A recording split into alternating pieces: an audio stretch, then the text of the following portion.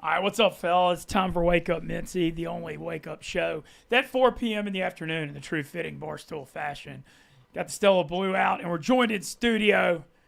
I mean, literally, we have a lot of great people in this company, but this man and his wife at the very, very top of my list. Large in the house. You're in Chicago. What's up, bud? Thanks for Mintzy. So glad to be here. I appreciate you having me on, my man. Always good to see you, and love keeping up with you. Love talking food with you. Honestly, you got to try this. Blowing up. Love all the videos and places you've been going. And, I feel like I live vicariously through those videos. Yeah, it's one of the things where when they stopped the Sirius contract and we weren't doing Barstool Breakfast anymore, I was like, man, that's the most fun I've ever had at any job. And then now that we're doing this again, it's kind of back a little bit like this, having more fun with it and whatnot. I still miss Willie and the Barstool Breakfast gang, obviously, but this has been a lot of fun for me because you're so naturally good at talking about sports. I'm glazing you a little bit. I don't have a lot in my bag except for with boxing and now NASCAR. Your boxing's killer. Yeah. Bro. Oh, thank you. I appreciate that. And but some of the other stuff I just don't. But with food, I feel like my kung fu is strong, so I could just about sit down with anyone and talk with them about any kind of cuisine. Well, I've got some questions for you on that front, but first I want to get into you're a Notre Dame guy. I am. And you boxed at Notre Dame. I did. I fought at Notre Dame for a couple of years. So I made my first Notre Dame football pilgrimage on Saturday, and I'd always wanted to go. A bucket list thing, and the right place and opportunity came up with A&M Notre Dame, where right. I knew some A&M people, and it's early in the year when it wasn't cold. Large, it was freaking awesome. Yeah, it's a special place. I mean, there are a couple of bucket list places that I don't even tell people where to go or what to do, but I do think that that's one of those places that you should see. Dave surprised the shit out of me a couple of years ago when he had said how Talladega is on his bucket list above a lot of other things. I would say as far as college football stadiums go, if Notre Dame isn't maybe 1, 2, or 3, I don't know what I would put above it for a must-visit stuff. Because a lot of the real fun ones don't have a lot of differentiation from other fun ones. Notre Dame's got a little extra something special. Yeah, and I felt it just going to Touchdown Jesus and the history. And then I'll say this, a lot of times the northern schools, you don't really expect great tailgates. Dude, the tailgate was rocking out in the parking lot. A&M probably brought 15,000 fans. The weather couldn't have been better. Sold out, 80,000. Great game. I'd heard rumors the stadium had gotten corporate. I didn't feel that way at all. I thought it was rocking. Saw an all-time thriller, but literally bucket list experience. And for me to go to one game there and get that good a game was nuts. I coached girls football when I was there. We have a big flag football thing at Notre Dame, and I coached in the finals. So I got to coach the girls on the sideline at Notre Dame Stadium, at Rockney Memorial Stadium, whatever the hell it is. And it's like a shrine because it was so quiet in there and whatnot. And then you go on football Saturdays and the place is bananas, but it's a little more respectful, right? Nobody gets out of hand too much. Very good to opposing like fans and whatnot. I think it's a classy place. I'm not just saying that as a graduate. I think it's a classy place. I felt the same way. I mean, the fans couldn't have been more accommodating. Texas A&M fans are really, really nice people too. Oh, good. Despite their cult-like tendencies. Some scenes at Notre Dame that were so unique. Them promoting the mass commercials on the Jumbotron during the football game. Yeah. Then you had a priest that was like a DJ down there during the game. I was like, what is happening? Yeah. This only could be Notre Dame. But awesome experience. Walking around beautiful campus, just whole thing. Made me think of you because I knew you're a Notre Dame guy.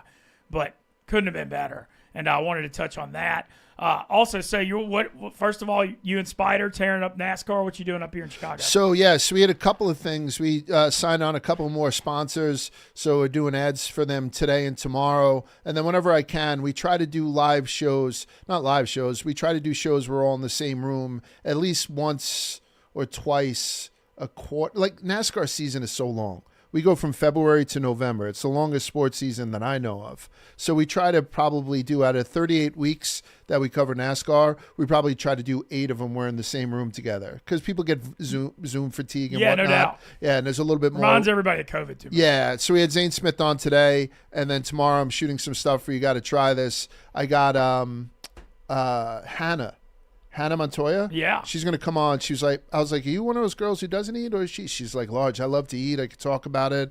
I grew up here, went to school here. So I'm going to have her on. She seems like a sweetheart. She's awesome. I went to the Barstool. Can't think more highly of Hannah. Right. So superstar, talented, but so down to earth. Yeah, seems like just very down to earth. She's got to be friends with my sister too. Like, big fan. I went to the Barstool Beach House a couple of weeks ago to bring those guys some lunch. I made Katic a sandwich and all that kind of stuff, and she wasn't there. I don't think she was part of the Beach House crew or anything like that. So it's good. I got to catch up with those girls who are in the Beach House, and now I get to catch up with Hannah tomorrow, and also Barstool Beef. Talk about two different personalities. Yeah. Right? But Beef, you talk about you'd said some nice things to me on the way in, and I love you. Yeah, but I love and respect you too.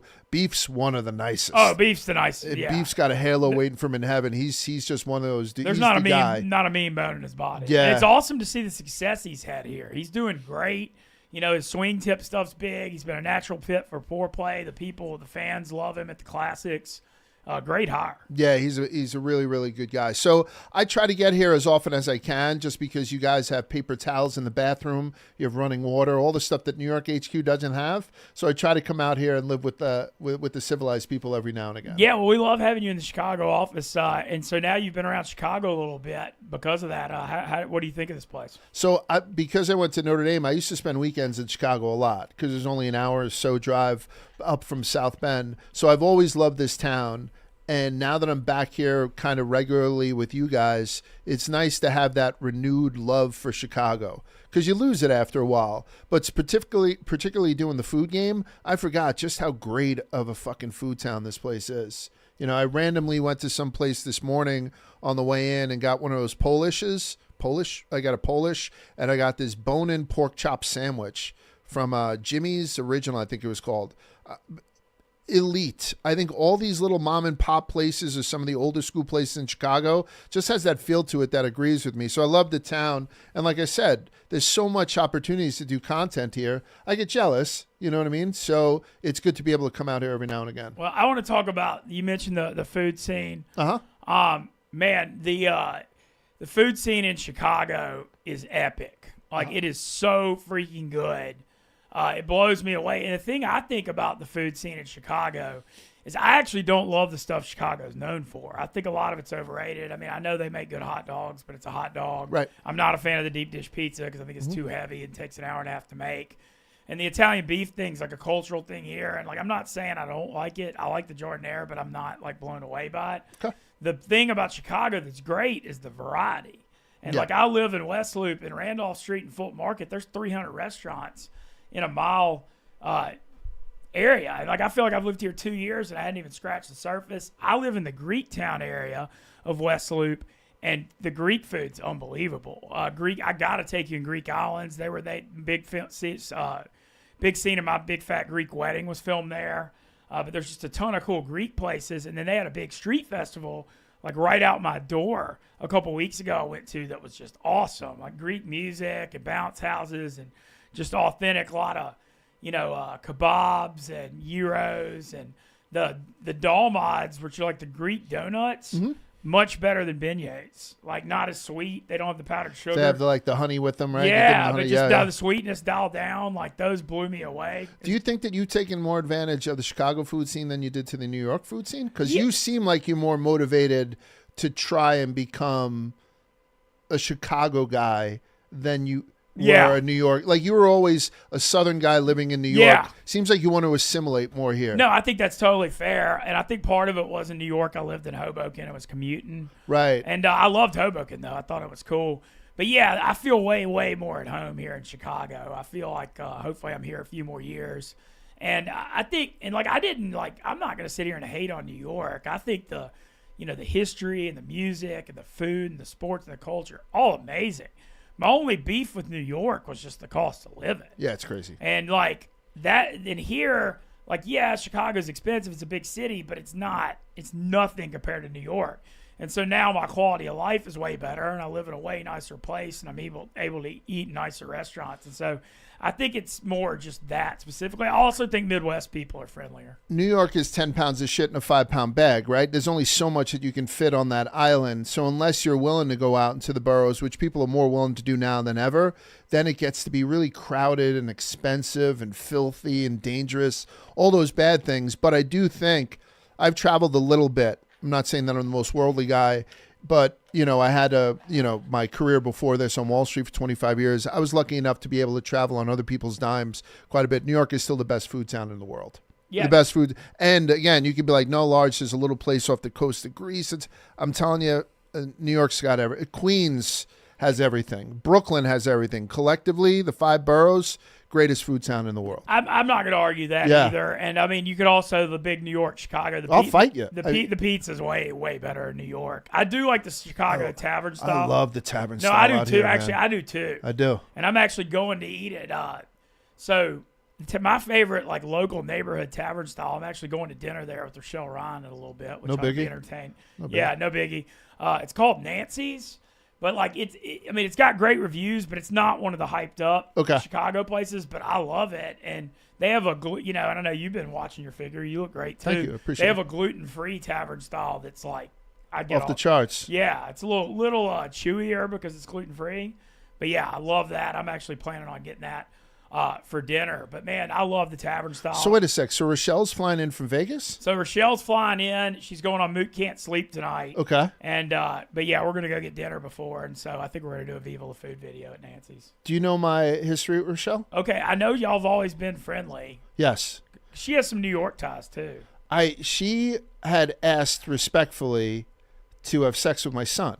Like I had posted a picture of my son, the senior at Alabama. Okay. But at the time he was like, not that it changes now. He was a sophomore at Alabama. He's a good looking kid. And she was like, oh, I'd like to. I was like, keep your fucking hands off my boy. But it was like that impasse. As a buddy, I'd be like, oh yeah, maybe. But as a father, I was like, shut that shit down. So especially at his age. Yeah, and part of it was tongue in cheek. She's really great. My wife and her talk every now and again. And then she did a fight with me. Like we were able to do some fight content because she's a huge fight fan. She goes to all the Canelo fights, because he fights mainly almost exclusively in Las Vegas. So I was able to go to a fight with her. She is an amazing person. I love Rochelle Ryan. Honestly, I think that it's great. And I would like if you would be respectful for it. Oh, no, we're cool. Okay, so the thing you never know with you. The thing that's funny with her, I met her at a Golden Knights playoff game 2 years ago in Vegas.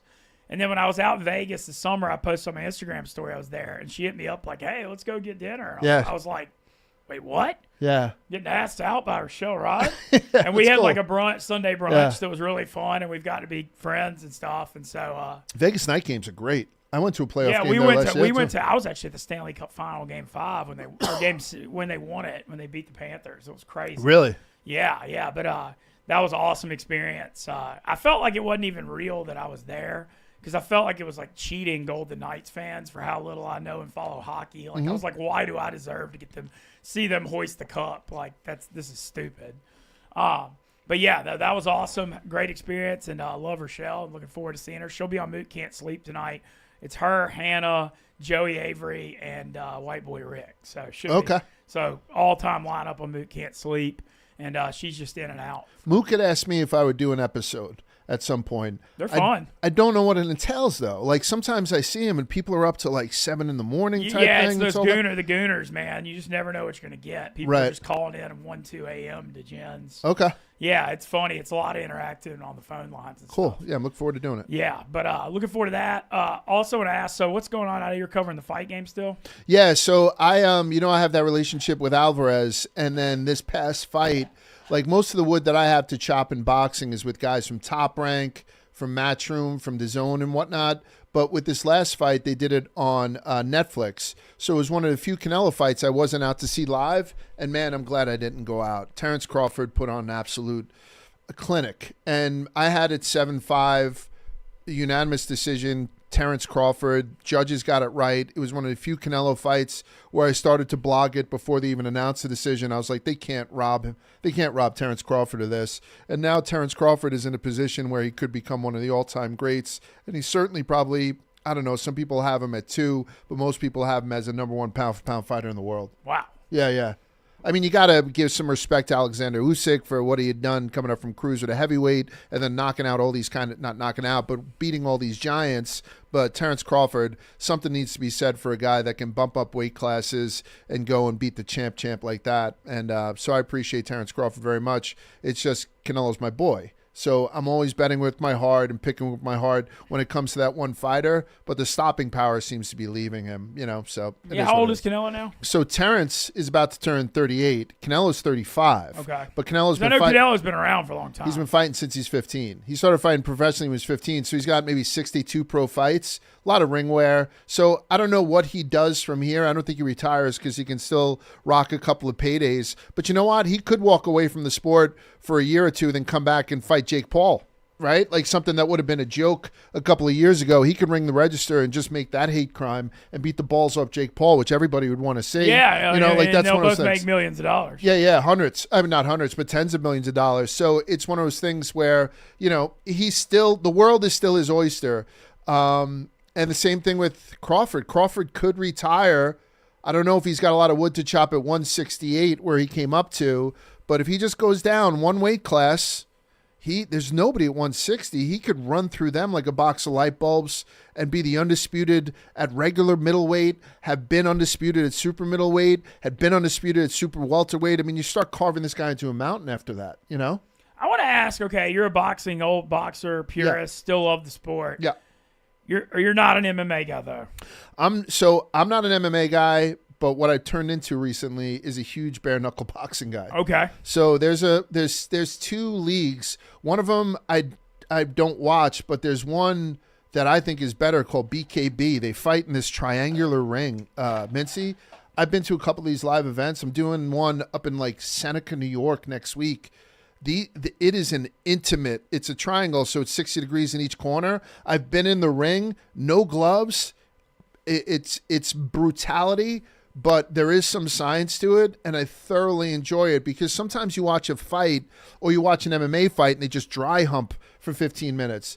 BKB, bare knuckle boxing, there's nowhere to fucking hide. Okay, I'll have to check that out. Yeah, I'll send you the link. Moody is listening and loves MMA. I bet he'd like to check that out. Yeah, my son is more of the MMA guy, so I take him every now and again. And one of my cousins was in the PFL. He won the $1 million a couple of years ago. But I don't do a lot with UFC just because I haven't watched a lot of UFC cards that really blew my mind. I just need to watch the right ones, but I'm such a boxing head. No, that's what I was going to say is like UFC's become so popular. Yeah. Obviously hurt boxing. Like how does boxing counter that? I don't, it seems like when you go on social media, people are like, it's either one or the other. I think there's a lot of space for both to exist. Yeah. UFC, the rising tide raises all boats. Is UFC still going like this or has it plateaued? UFC's still crushing. Yeah. It's just getting bigger and bigger. Right. So it's still in its ascent. It'll start to go sideways after a while. Boxing's been around for 150 years. I don't think it's going anywhere. Turki Al-Sheikh's put a ton of dough into this thing, fighting all these fights in Saudi. Whether or not that's healthy for the sport remains to be seen, but we're getting to see a lot of matchups that we otherwise wouldn't get to see. So, I don't know. I think that boxing still has some life to it. And I'm not mad at the UFC. It just seems like people get mad. Why are you still talking about boxing? UFC's where it's at. I'm like, I don't know. I'm just a fucking fan. All right, I want to ask about. So you got to try this. What if, like some of your, like a couple of your just favorite random? If I take you right now into the middle of Manhattan, there's a food hall right near Radio City where you wouldn't think it would be any good. And I go to this place called Tradicion. It's a Filipino place, and they do the crispy pata, which is just that pig's foot that they roast and then they deep fry. Then it comes out and they give it to you with that spicy vinegar, that black vinegar. I'm telling you, it's an elite dish, with all that cartilage or collagen in it. When you're eating pig skin, you're eating pig skin. Makes your heart hurt a little bit, and that's one of the elite meals. I would say the vinegar probably cuts it a little. Oh, the vinegar does cut through it quite a bit. There's so many places that I've been to, and now I think we've done over 100 reviews so far. We put up a map. The guy who helps me with it, Ian Becker. Kid's a very good kid. So he put up one of his interactive maps. So if you go from state to state, I'll tell you, one of the best meals I had in a long time was last week. I was down in Tuscaloosa with my boy, and I went to Catfish Heaven. And, like we were talking about catfish. Deep-fried catfish? Deep-fried catfish, hush puppies. They had the 5-gallon drums of Kool-Aid, you know what I mean, that they were pumping. So sweet it made the insides of your cheeks touch. And it was a very good meal. I would recommend it to everybody. So I'm trying to get to a spot, Mintz, where no matter where I go, whether it's for boxing or for NASCAR or doing like the Barstool Classic or anything else that I do here, I know a spot. Yeah. Yeah, Large, I'm going to this place outside Albuquerque. Oh, I got a spot. You know what I mean? Yeah, So I'm trying to get to that point. At this age, too, at 53, I'm eating like I lost a loved one, but I'm having the time of my life. You've pulled it off dropping some weight, though. Like, how have you done that? So it's the drinking. So I went from 50 drinks a week to 5. Now, so maybe. So now you just have a drink or two on the weekend? Sometimes. And sometimes I go weeks without drinking anymore. So it's been a big thing for me. I don't eat late at night anymore. That's the key, too. My problem was, my wife and I, she's complicit in it. We'd be watching, Peaky Blinders. I'd be like, you want to do one more? She'd be like, yeah, let's do one more. She'd go and walk the dogs. I'd be like, all right, you go walk the dogs, and I'll go, I'll light up the grill, and I'll make like ribeyes at 2 a.m, and then I'll basically fall asleep with a steak on my belly. That's the wrong way to go about life. And then I was interviewing some sumo wrestlers, and that's exactly what they do. They have one huge meal a day, and they have it right before they go to bed. So I was mimicking the eating habits of sumo wrestlers. So I try not to eat after 8 o'clock. If I'm traveling and stuff, that gets thrown out the window. But dinner I try to have wrapped up by 7. Sometimes it bleeds into 8. And then I try not to eat when I get right up in the morning. If I have if I go right into the office, I probably won't touch any food till about 10 or 11. Okay. You know what I mean? Like, so it's intermittent fasting. Yeah. But you're not even really like changing your diet too much. You're just better habits. Yeah, and I'm trying to stay away from. I'm a big bread guy. Yeah. I love crusty Italian bread. Growing up, so I was born in the Bronx, raised in Brooklyn. So I've been surrounded by delicious bread my whole goddamn life, and that is my Achilles heel. So I've been trying to take it easy on that. The bread and the sugar is what was killing me. So I mean, that's just everybody. Yeah. I want to mention Barstool After Dark last night. Shout out Tate and Kadick and Danny Conrad and Lucas and Ryan and White Boy Rick. Big time in there. We did a world's longest bullseye versus stream, which was pretty impossible. I mean, Tate, like the record was like 26.8. I don't know if it was yards or feet. Feet. And man, you can't control a dart from that flank. What? No, I'm saying feet. 26, so 25 yards is 75 feet. That seems like a long time. It was them throwing for a bullseye versus me running 20 miles. What would happen first? And I got the 20 miles done and no bullseye to even come close. Oh, really? Okay. Yeah. But it was really fun stream last night. That's the longest. I've got Chicago Marathon October 12th. That's the longest training run. That was the longest run I've ever done. Oh, I'm proud of you, man. That's yeah, great. Yeah. It was Watching good. what's happening with you has been fun to watch. It was good. I got some shit like at the 11-mile mark. I probably took a longer break than I needed to because my nipples are chafing in a jersey. I don't need to hear about that. And I had a blister in my right foot that I had to get help with. But yeah, got it done. And I thought I had 2 more in me. Like, I don't know if I could have gotten to 26, but I think I could have gotten to 22. So now I got 1 more long training run outside.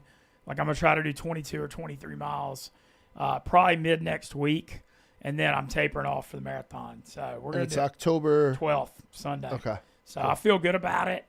Raising money for Paws, and so far I've raised about $2,500, which is good. But I'm going to make a huge fundraising push week of it and try to raise. Yeah, let me know. Try to raise 5 figures. Really push it. We're proud partners of Paws here at Barstool. A lot of our people have adopted pets from there, and they're also partners with Stella Blue. So excited about that. And then Tate finally, Big Cat ruled that he was like, you can't leave till somebody hits a bullseye, and Tate threw it underhanded and hit one at 1 a.m. Oh, did he? Nice. Yeah, Tate hit the world's longest bullseye.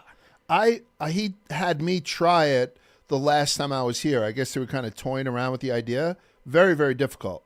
And I was throwing it overhand too. I pitched a little bit, back in Little League. I haven't done it since. But the big lefty, they brought him in, couldn't get anywhere near it. And I'm a pretty good dart player because, functioning alcoholic. Yeah, I was trying to do it practicing yesterday, and I couldn't. I was just going way left. Right. It was just no hope. But fun stream last night. Shout out to all those guys. As always, lots of Barstool stuff going on. John Summerall, the Tulane head coach I'm friends with, went on Wake Up Barstool this morning. It was a funny clip. Brandon Walker asked him. So I got invited to Summerall's house after they beat Northwestern a few weeks ago. Mm-hmm. And Brandon's like, screw all the stuff we're asking you. Why the hell did you invite Ben Mintz over to your house for the Northwestern game? Which is really funny. And Summerall's just like, I invite everybody over after we win. Bars open. Everybody having a good time. So I thought that was a pretty funny clip. Tulane's at Ole Miss this weekend in a game that's pretty near and dear to my heart. Hope Summerall and them get beat this week. by the Rebs, but we'll be watching that close. I'm going to Ole Miss LSU in Oxford next weekend. Favorite big weekend of the year always. I hadn't missed one in 9 years. So hopefully if Ole Miss beats Tulane, they'll both be undefeated. Oh, that'd be awesome, yeah. Yeah, it's going to be a really huge one. And other than that, man, things are good. Where's Brian Kelly now with LSU? They hate him or they love him? They hate him. They're between, but he's off to a good start this year, and they finally, because they were calling for his head right away, right? Yeah, finally. Well, they were having trouble in their NIL collective, and they finally got it figured out off the offseason, and they spent like $15 or $20 million on this roster. And it's amazing how when you spend that kind of money, your defense suddenly is good. Yeah. And so their defenses look dominant the first 3 weeks. They're off to a good start. They've already beat Clemson and Florida. Their offense hasn't been playing as well. I think Nussmeier, their quarterback's got an abdominal injury that may be limiting him a little bit. But they're still off to a great start. So I'd love to see LSU and Ole Miss undefeated. And then some other stuff coming up. T-Bob's on here tomorrow. We're going to preview College Football Week. I'm trying to get T-Bob on every week as we go back to ESPN Baton Rouge and New Orleans. And I told him it's a crime if me and him don't get to talk football. I love T-Bob. Oh, yeah. He's one of those guys that I would have never met if it wasn't for you. You met him at Hogs. Yeah. That was the first time I ever met him in Hogs. And I think like his wife was away that weekend, so he was fucking bananas that weekend. It was a lot of fun. And my wife loves him too. Like almost too much. I get a little, because he's got the cool hair. Yeah. He's a big guy, swarthy guy, handsome dude. But T-Bob's one of my favorites. Yeah, so we got him on tomorrow. And then some stuff for this weekend. Big noon with Dave. Heading out to Utah for Texas Tech Utah, which is actually you wouldn't think Texas Tech Utah like huge game, massive game. Is it? Probably the two favorites in the Big 12. Texas Tech had some oil tycoons spend like $40 million in NIL. They bought everybody this offseason. And it was funny because Lubbock's not somewhere you necessarily want to go play in West Texas. So they were just like, screw it. We'll give all these players $300 or $400K more and make it we're just Godfather and making you an offer you can't refuse.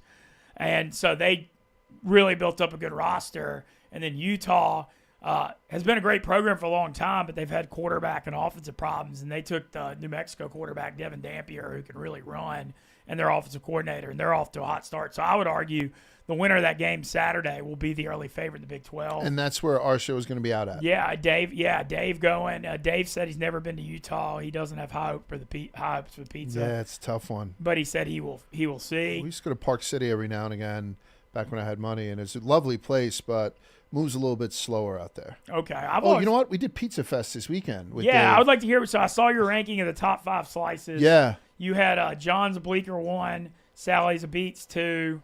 What were the other ones? I think I had Di Lorenzo's. The tomato. Colony.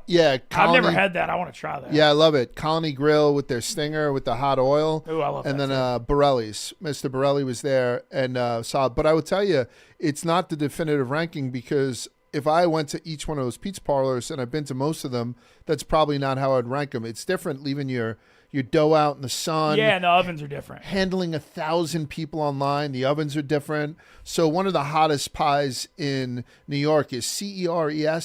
Series. Yeah, I saw the Dave review give him like a 9.4. Yeah, I didn't enjoy it at the pizza festival. Like it's just something. I heard it's like people love it, but then I've also heard mixed reviews. Like it's like so crackery. Yeah, well, I don't even mind it's crackery. It was almost like a garlic oil on it. It was a little bit too much oil. But again, I won't even use that as a review of it because it was on Randall's Island. By the way, honey of a day. Yeah, beautiful. I was going to ask you how the event was. It looked like a big turnout. We took the ferry up. I took my wife and my daughter.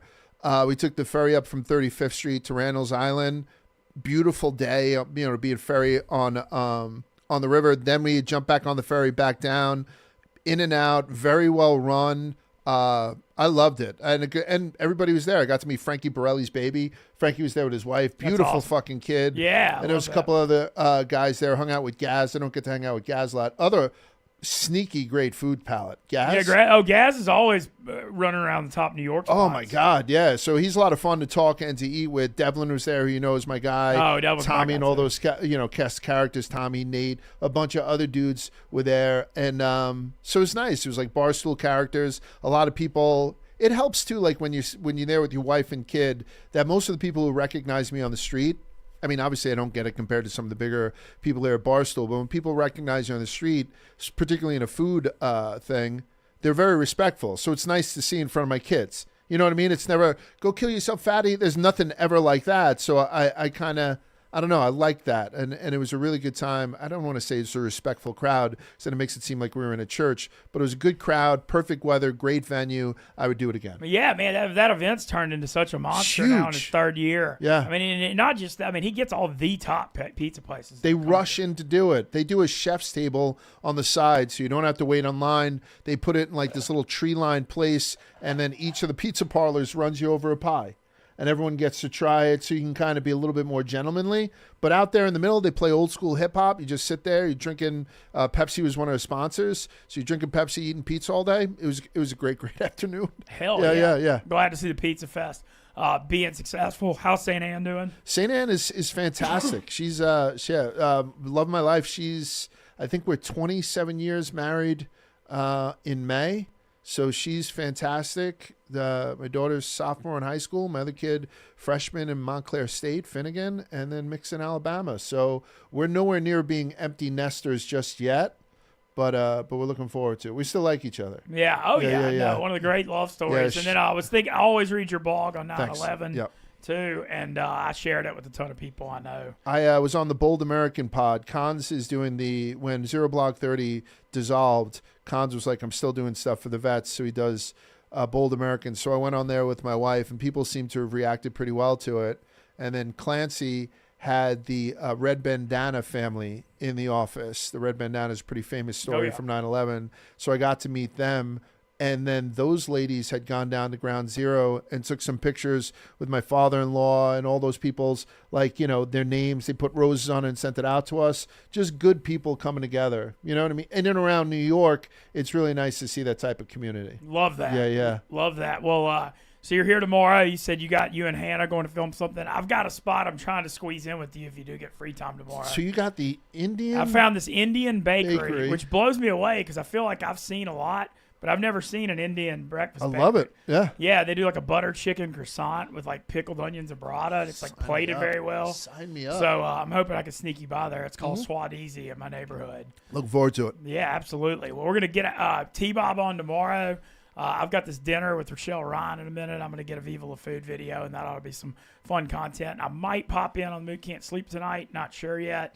But a lot of fun stuff going on. Also, follow me on TikTok at Stool Mintzy. Trying to build that right now. And, we're kind of started this week, but we're about to try to build. It's tough to build TikTok, but, yeah, make sure you stay on it. It's all about posting. Consistency. Yeah. We're trying to. That's the key, is getting in the algorithm. All right, well, and shout out Tyler Moody as always. Tomorrow, huge football preview with T-Bob Abear, and have a lovely day. I feel like there's a vibe, energy. Like last week, I was pretty down Wednesday through Friday. I mean, I know a lot of people are sad, in America, obviously. Yeah. But I feel like there's been a whole energy shift this week. Like it's affecting everything. I'm re-energized at work. Felt great. I'll tell you, when you came over to me tonight, we were looking forward to talking to each other. Always. I had to say, hey, give me 2 seconds while I was talking to Mook. That way I could spend some time with you and whatnot. So it's always a positive whenever I see you. I can't wait to see you in New York again. Hell yeah, I got to get back there. I haven't been back since I moved in early 2023. Yeah. So we'll make it happen sooner than later. And shout out Moody and Stella Blue and Dude Wipes. And we'll be back tomorrow with T-Bob. And tune in to Mook Can't Sleep tonight.